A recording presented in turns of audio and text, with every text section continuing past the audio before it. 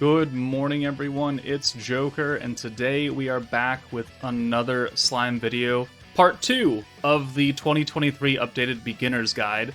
Last video we talked about just a very basic overview of the game, and today we're going to be talking about everyone's favorite aspect of gacha games, summoning. So, let's first pull up a typical schedule of events that you can expect for this game. And so I have built this. This is for the month of September of 2023. It's a pretty basic overview.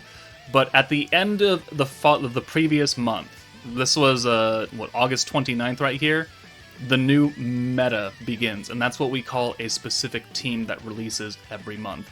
It will be the Vengeance meta, it will be the Fount of Wisdom meta, based on the teams that the Protector character leads. So this Velzard, she leads Warrior's Mind, so that was the Warrior Mind's meta. That hopefully should make sense, and it just gets named from there. This was a Vengeance meta. We had 2 characters drop. The first banner is always at least 2 characters. It is the Protector and 1 battle unit. And that battle unit could be the damage unit, it could be a support unit, it could be a random kind of unit, but it will fit under that umbrella as a team. The following week, we will get a second banner, and normally it is a single unit banner, so 1 new unit that will fit alongside the 2 units that came out the week prior. And then the week after that, there will be a third banner. And yes, I know, 3 banners every month is not great. It is very, very costly to try and summon for every single unit in the game. Most people generally shouldn't summon for every unit in the game. They would just pick what meta, what they like and how the team works, and then make a decision based on that. The game in the early stages can be pretty friendly with currency as far as magic crystals, the premium currency, is concerned, but endgame it becomes quite a bit harder to acquire a bulk of that currency, and so this is quite an expensive game for some people who want to summon for every single thing. Speaking from experience, it has cost me quite a bit of money, but I have every single unit in the game, but it's cost me a lot of money.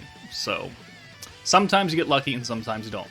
But there will typically be 3 banners per month per meta, and that'll cover the first week. The first week will also drop all of the new events, or mainly the primary events. So for this month, for the Wielder of Magic meta, we have this limited time event, the Halloween Night Harbingers. It's active for another, 14 days or so? Yeah, 14 days, because then it'll reset in the next month, being the end of October going into November. That'll be another month of whatever event. But this is a story event with original animations. It has milestone rewards for completing it over and over and over again.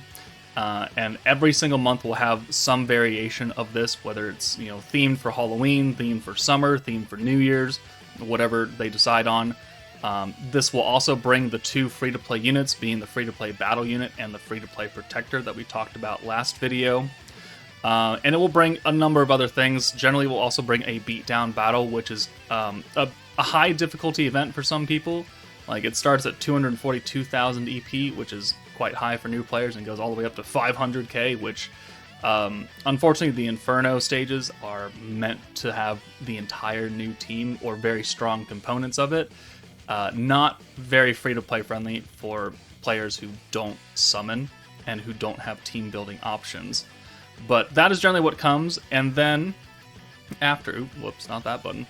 After all the banners drop, so after we get the 3 primary banners, we'll get what is called Heroes Jubilee, and that is a ranking event where you compete against other players in your region, being North America, Europe, Southeast Asia, or Japan, and you'll compete against those players to get a high score in a certain number of stages, and then the total score between all of them is your final score, and then it ranks you based on how high or how low you are. And that does have magic crystals and other types of rewards. That goes on for roughly between 8 to 10 days, so that's what covers the last week or so where there is no primary banner drop.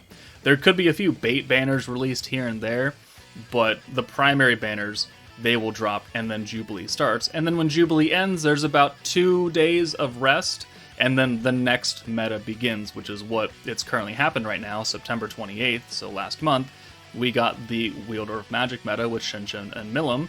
And then because it's a little wonky, we didn't get a banner this week, or that last week, but we got a banner on the 13th of October with 2 featured units. So they took these 2 banners that we would traditionally get as separate, they just combined them. And then in this coming week or so, we should get Heroes Jubilee, somewhere probably around the 18th or so, and that will go until maybe the 26th. And then on October 28th, the meta will change. The Wielder of Magic meta will be out, and the new meta will come in.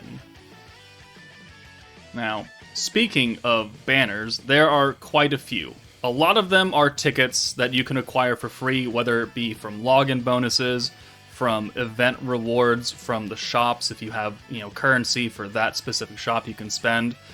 There are a lot of things you can summon on. These are, this is a monthly pass that you can buy for like $16 or something, or more, depending if you want to do the second level.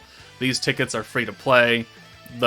Currently, right now, we're in the 2nd anniversary Revelry. We get these tickets almost every single day, so it's a free multi to do this, which is great. And then here are your primary meta banners. So this is the Shinshin Milim. This is the Wielder of Magic. We have Protector Milim. We have Battle Unit Shinsha. And then we have the second banner, which is the Hinata and Shizu that were designed by Mitzvah. And they have their own models. All 4 of these units are meant to be ran on one team. They all complement each other, and they focus on orbs that, they need, and short, small, low-cost buffs to help them do a lot of damage very quickly. So you use magic crystals right here to summon. So 30 for a single, 300 for a 10 pull. You get a guaranteed 4-star every time you pull using crystals. And the drop rates are not the worst in gacha games, but it's definitely not the best. For a featured unit, it's a 0.7%, and it's an overall 5% chance to get a 5-star unit of any kind on this banner, which is not normal. Normally it's a 4%, but because this is the 2nd anniversary, they have bumped up the drop rate by another percent, which does, make a difference, even though rate up is a lie, and as any gacha player would tell you, that is very true. But so a 0.7% chance to pull a single featured unit on the banner is definitely not bad. There are much worse rates in other gacha games, 0.25s, 0.5s. So it's not the worst. It's just still expensive because 300 crystals is kind of hard to come by when you're mid to late game. So that's the only unfortunate aspect of that. But there will be this banner. And then in 2 weeks, we got this banner. In 2 more weeks, we'll get another banner, and this banner will go away because this ends on the 30th. So, there will be a lot of times where banners are overlapping, and you have to make a decision on what you want to summon on based on what you need, what you currently have, and overall how many crystals you have. Now, there are a lot of places to get crystals in the very beginning of the game. We won't go through everything, but, the meta event every single month, that will give you crystals. The beatdown battle will give you crystals. Story events, all these older events, Tempered Edge, Crucible, Conquest. There are a number of places that you can, as starting out, that you can get a lot of crystals alongside, specific missions that are, free to play, geared towards beginners, all in this limited stage or total missions. Like, there are a lot in the very beginning. Just make sure you don't squander them on terrible banners, right?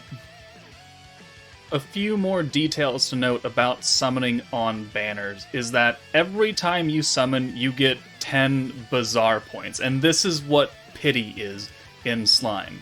No, pity does not carry over from banner to banner. So whatever pity you end up here, if you're at 40 pity, you've done 4 summons, the next banner that comes out next month, it does not carry over. They get converted into a currency called Seeds of Growth, which just got revamped this past week.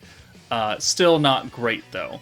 But in order to pity a unit, you would have to do 200 individual summons, so 20 multis, to guarantee yourself a battle unit. And that is pretty consistent across any banner that takes crystals.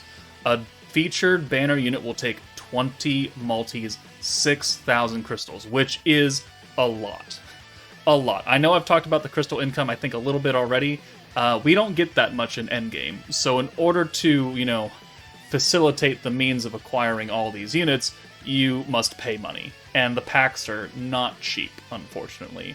But 200 pity gets you a guaranteed battle unit. You can do that as many times as you want, right? If you want to go to 600 pity and you want 3 guaranteed copies of Shinsha, by all means, you can do it as long as the credit card allows you. For protector units, it's even more expensive because now it's 300 pity. So it's now 9,000 crystals to guarantee yourself a copy of the protector. And that is also consistent across the entire game, except for ones that don't have pity, like ticket summons. So it is very expensive, and that is an unfortunate side effect, and I will not sugarcoat that. This game can be very, very, very pricey, so I advise most people just stay free to play, and if you can't beat it, then just don't worry about it. But for myself, for the whales, like, we pay a lot of money, we can at least guarantee ourselves a copy, which is a lot better than what some other gacha games can say. Now, other gacha games may be cheaper than us, some other games may have cheaper pity than us, but I'm not playing those games, right? I'm playing this game, and that's the conscious decision that I've made. So, 200 pity for a battle unit, 6,000 crystals, 300 pity for a protector, 9,000 crystals. If you do not use all your pity, like if you did 2 multis and you pulled both Shinsha and Milim, that means you have 20 pity. It does not carry over, like I said. It gets converted into a currency that you can use in the Seeds of Growth Bazaar. And there are a few things that you can buy in here, but they are quite expensive. So 250 pity, that's 25 multis. This is going to take a long time for you to build up. So don't really rely on your Seeds of Growth to carry over. I've been playing since day one, and this is all I've ever saved in the Seeds of Growth shop. I have never purchased anything in this shop, and I've only ever had 2006. And I summon on every banner, just about. So don't really bank on it. Your idea is that you want enough crystals to guarantee yourself to get to pity, therefore you have nothing remaining that gets converted into this almost worthless kind of currency. You want to make sure that you pull the units, or you can guarantee that you pull said units, and that is how you determine, like, should I summon on this? If you have 500 crystals, like, oh, you can do 1 multi. Okay, you want to test the RNGesus, be my guest, but if you don't pull anything in that 1 multi, then you've got 10 pity, and you have nothing else to gain, and then when this banner goes away, then it gets converted. So that is something. Also, there are a few different 5-star guaranteed summon animations to talk about.